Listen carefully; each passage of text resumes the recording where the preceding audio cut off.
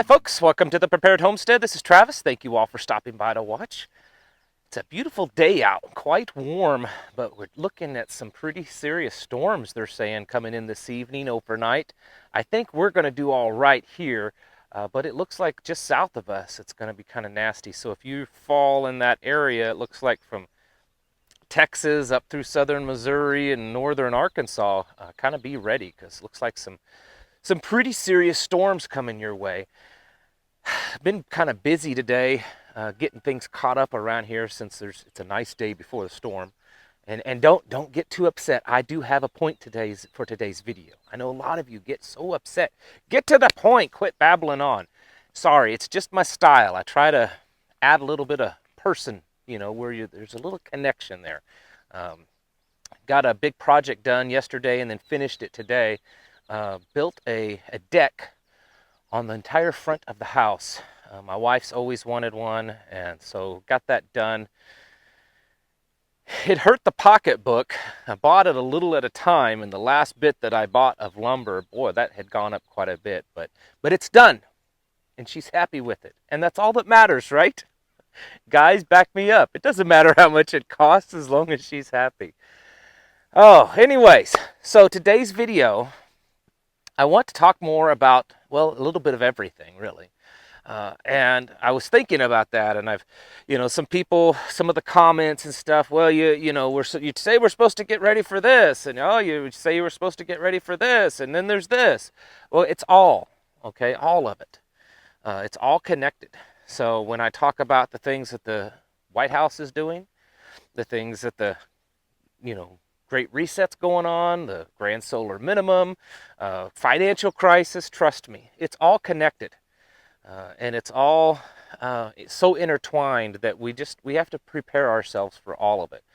Speaking of people's comments, I don't know if it's the fact that my channel's going through a little growth spurt again, and it's kind of picked up over the past couple of weeks, or if I'm hitting some nerves with people. But I'm telling you, in the last few days, I have gotten some just all-out nasty emails from people.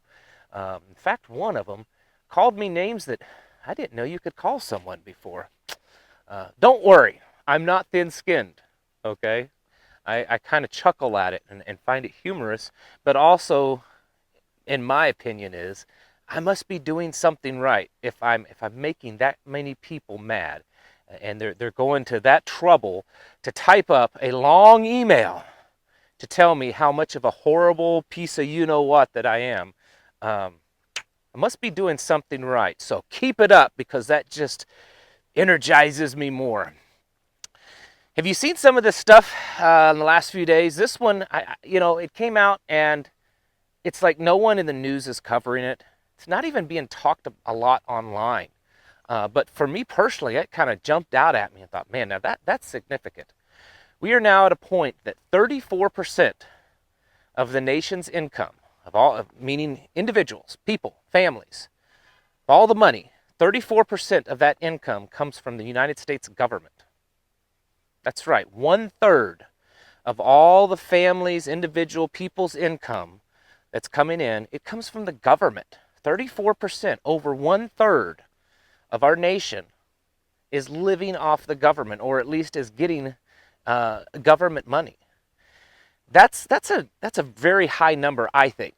I think that's a very high number, that we're at numbers like that. And I think personally that is just one more kind of handwriting on the wall to show us the direction that we're headed. That we are becoming that dependent on the government. A government that, it doesn't matter if you like it or not. I don't care if you're a Biden supporter, Trump supporter, or, Purple People Eater supporter. The government is too big. It's too much. It's too intrusive. It's just too everything. And to put that much faith and that much dependence in it, it's scary. And it shows the wrong direction that we are headed as a nation. 34% of the nation's income comes from the United States government. Biden is hinting around that he wants to increase the food stamps amount, EBT, that is given out. So there's just more. That's just going to increase it even more. On top of all the other spending, we talked the other day about the $6 to $10 trillion in spending on top of our normal budget. This isn't increasing the budget to $6 to $10 trillion. This is an addition to the budget. And now he's talking about, well, maybe we should increase the food stamps. Maybe we should do that. They're saying that gas prices are probably going to start going up again. I mean, they've been going up. They've been going up for 3 months. But they're talking about some pretty high gas prices come this summer. And I know summertime is usually when higher gas prices come in. But there's some other things going on. Shortages of drivers, logistics, the transportation of it. So expect to see some higher gas prices, but expect to see higher everything. We've been talking about that. And why is that? Well, it's not because this stuff is more rare. It's not because it's harder to get or that it's just more valuable. It's because our money is worth less. Now, you're going to probably see all kinds of other, analysts and economists and stuff that might give you a different answer. But when it boils down to it, when the rubber meets the road, everything's becoming more expensive because our money is worth less, because of inflation. You see corn hit an all-time record high. I mean, look at this number, this graph for corn. It's straight up.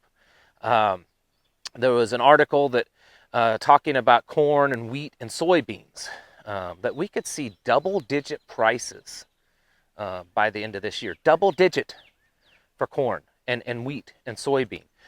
And for those of you that aren't aware of it, a vast majority, and I don't have the number, but I do know it's a large majority of the food that is in the grocery stores primarily comes from those three products.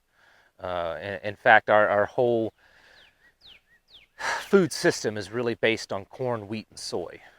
So if we're going to start seeing drastic increases, and we're talking, they're talking about $15, $18 a bushel for corn.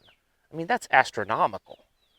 That's 2, 3, almost 4 times what corn normally goes for. That's going to cause everything to increase drastically go up. And it'll affect gasoline too, because a lot of gas has ethanol in it, which comes from corn. So we're going to see gas going up because of that also. It's just one thing after another, right? Isn't it? I mean, the weather, there's stuff going on with the weather that still all over. There's snow, early snow, late snow, record snows that we never get snow before, cold, all kinds of stuff. Then there's record heat waves, droughts, pouring rain, flooding, all kinds of stuff. The northern polar area seems to be melting. The southern area, Antarctic area, is freezing over more than ever before. An article that I shared over on the Patreon channel, I'll just put it up here. I won't go into detail with this one because this one article is probably very much worthy of an entire show all on its own. But a scientist lays out in this article that a lot of people are worried about the grand solar minimum, and while that's serious, the real big thing to worry about is what he believes is happening, which a lot of us believe it's happening, is a pole shift. And he says that if that happens during this grand solar minimum, it's going to be catastrophic, very much catastrophic. And there's a lot of evidence pointing to that direction. The North Pole has moved drastically over the last, say, 5 years or so. Probably more in the last 5 years than it's moved in the last 100 to 200 years. It's moving very rapidly. And, what's that mean for us? There's a lot of question with myself, a lot of others. I know a lot of you is that why we're seeing all this rapid, intensive push for this globalization and great reset? Not because of the pole shifting, because of all this other stuff, grand solar minimum, pole shifting, changes and stuff. We know that there's cyclical changes to our planet. We know that regardless of, what kind of science that you believe. If you're a creationist, if you're an evolutionary, we know that there's changes, there's cycles. And some of those cycles can be pretty catastrophic, especially for us modern people. You would think it would be the opposite of that. You would think being modern people with all this technology and stuff that it would make us more secure through catastrophic environmental and climatic changes, but it's really the opposite. This intricate system that we have of agriculture and transportation and everything. It's really a very finely tuned system in a way, and it doesn't take much to throw it off. Our agricultural system is basically this monoculture where farms only produce one thing, and if something happens and they can't produce that one thing, then they go bust, and we have a whole lot less of stuff.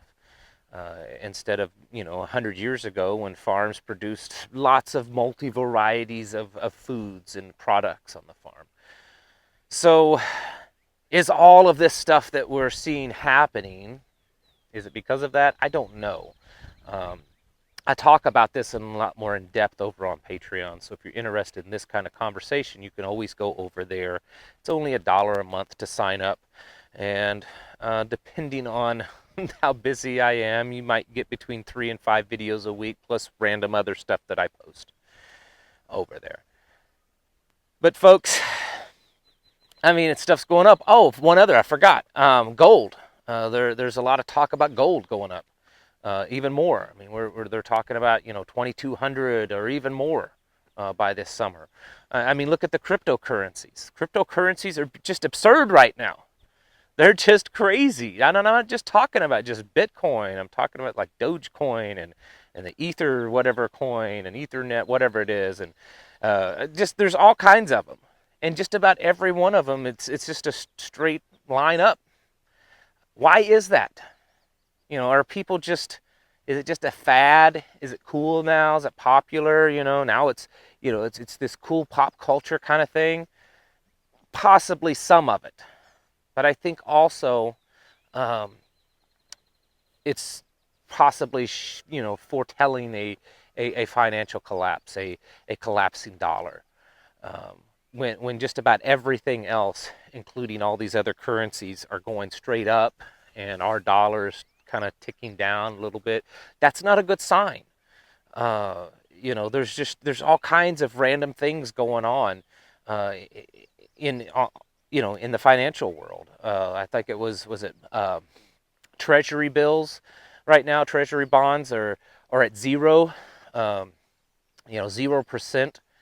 Which is, a very low number, which is why the Fed is buying something in the neighborhood of 120 to 150 billion dollars worth of these, bonds a month, because no one else is buying them. No one wants them. You're not going to make any money off of something if it's a 0%. So that's why the Fed's buying it. And they've said before, in the last, few months, that they plan on just keep buying it. That they have no cap on how much that they'll buy. And to keep the U.S. dollar afloat, to keep the U.S. economy afloat.